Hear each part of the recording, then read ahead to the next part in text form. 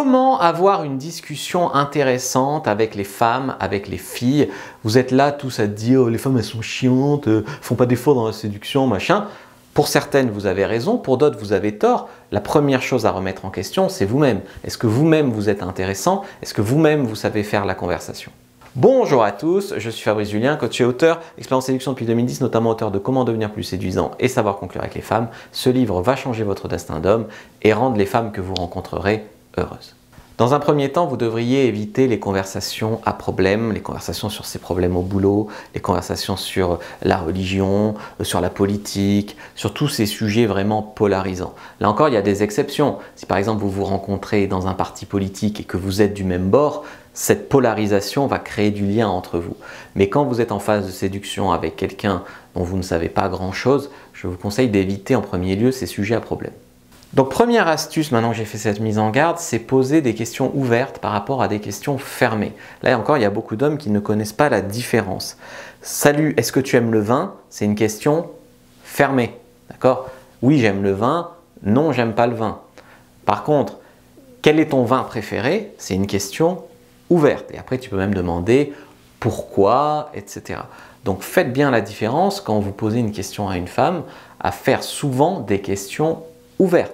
La plupart des hommes me disent elle n'a pas répondu à mon message ou elle a répondu que par oui ou non. Mais en même temps, ils ne posent que des questions fermées ou alors ils ne posent pas de questions. Donc la première chose à faire, c'est de s'assurer que vous avez mis une question ouverte à la fin d'un message, par exemple par SMS ou dans votre discussion.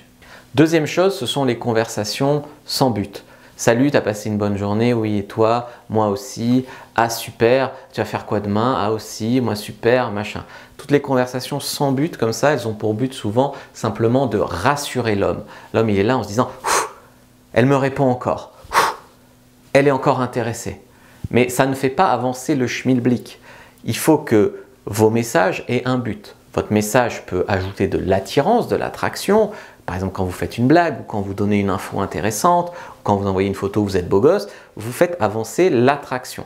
Votre message peut avoir pour but de rajouter du confort, donc de la mettre à l'aise, de créer un lien avec elle, mais d'aller dans un lien plus profond que t'as fait quoi aujourd'hui. Si tu pars sur t'as fait quoi aujourd'hui, ok, tu pars là-dessus, mais après tu lui demandes ce qu'elle va faire demain, puis quand elle est libre cette semaine, etc. Puis quand elle parle d'un sujet, tu rebondis dessus, tu dis t'as fait du cheval, ah, j'adore les animaux. Tu vois, tu peux pas juste faire une conversation plate comme ça. Puis la troisième chose, c'est la sexualisation. Vous pouvez parler de relations hommes-femmes, parler de sexe, parler de ce que vous allez vous faire, pourquoi pas, ça dépend où vous en êtes, mais il faut que vos messages aient un but et fassent avancer la séduction. 3, je viens d'un petit peu l'aborder, c'est rebondissez sur ce qu'elle vous dit. Si par exemple elle vous dit « ce week-end je vais voir ma famille », et là si vous répondez « ok », c'est-à-dire c'est fini la discussion. Donc vous allez dire « ah ok, ta famille, ils sont où, ils sont d'où ?» Elle va te dire « je sais pas, ils sont de Bordeaux ». « Ah, ils sont de Bordeaux, ah mais à mon avis, tu es une petite alcoolique qui adore le vin, toi. » Non, je rigole, je te taquine, tu me ramèneras des cannelés, point d'interrogation. Tu vois, tu peux jouer un petit peu comme ça sur des choses pour rebondir, poser des questions, ouvrir la discussion, créer du lien, tout en la taquinant gentiment. 4, c'est que vos messages doivent apporter de la valeur en fait. Quand elle reçoit un message, elle ne doit pas se dire « ah putain, encore ce gros lourd qui insiste ». Elle doit se dire « tiens, lui, il m'envoie toujours un truc soit rigolo, soit une info surprenante, soit un mème déstabilisant, soit une taquine, soit… » Mais il faut vraiment qu'un message fasse avancer la séduction et qu'un message apporte de la valeur. Vous lui faites vivre des émotions. 5, rester un défi, être un challenge, avoir des standards. Ne pas être un mec trop acquis. Il y a des mecs qui sont là en mode « Salut, merci de me répondre, merci de m'avoir donné ton numéro, me feras-tu le plaisir de me laisser t'inviter au restaurant ?» Tu vois, ce genre de choses où ils placent vraiment la femme dans la sous-communication sur un piédestal. Là, dans votre discussion, ce que vous allez faire, c'est qu'il va falloir qu'elle vous mérite. Il va falloir qu'elle marque des points, tu vois. 6. Pour vraiment sortir du lot, il va falloir à un moment polariser. Mais sur des sujets que vous sentez, il faut des sujets que vous sentez vraiment, où elle a vraiment esquissé un début d'indice pour que vous sentiez que oui, ça va être un sujet polarisant, mais oui, vous allez être d'accord. Par exemple, moi, je connecterais beaucoup plus avec une femme qui me parlerait des ovnis, qui aurait déjà regardé 2-3 docus, parce que c'est un sujet que je trouve intéressant. Et puis il y a des femmes qui vont dire non, ça n'existe pas, nanana, tu vois.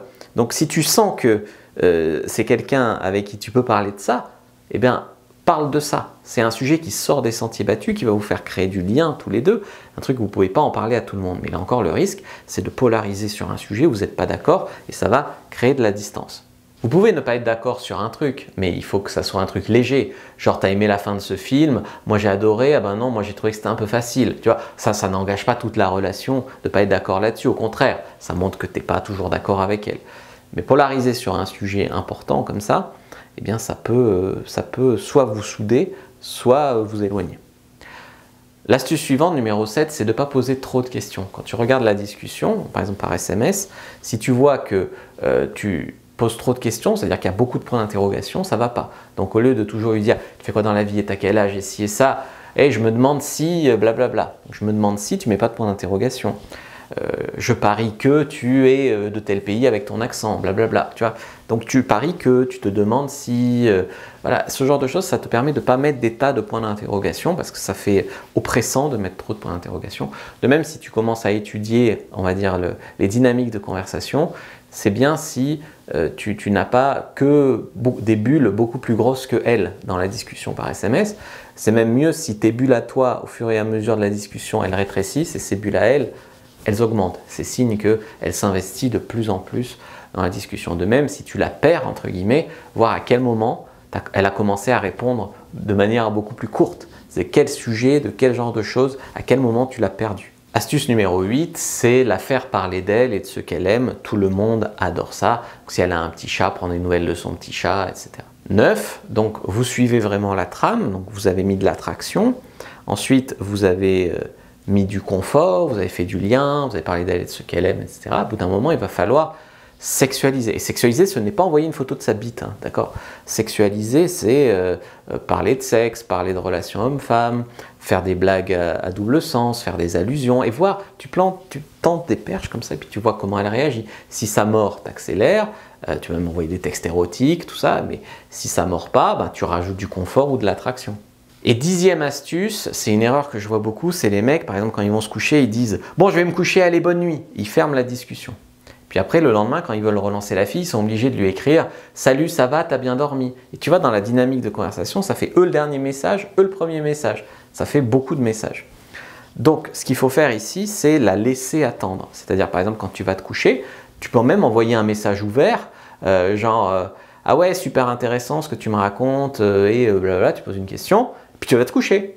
Puis elle te répond, puis après elle attend que tu répondes, puis elle vit des émotions parce qu'elle attend ta réponse, etc. Puis toi le lendemain, tu peux répondre l'air de rien sans avoir à relancer, à réactiver, à faire une accumulation de tes messages sans réponse d'elle. Voilà pour ces astuces, je vous ai fait une fiche gratuite, non c'est même pas une fiche, c'est un e-book gratuit, comment séduire comme un gentleman par SMS. Prenez-la, premier lien dans la description de la vidéo, lien en commentaire épinglé, vous allez voir des conseils pour bien faire la discussion, pour bien draguer par SMS. Likez, commentez, partagez. Merci de vous être abonné.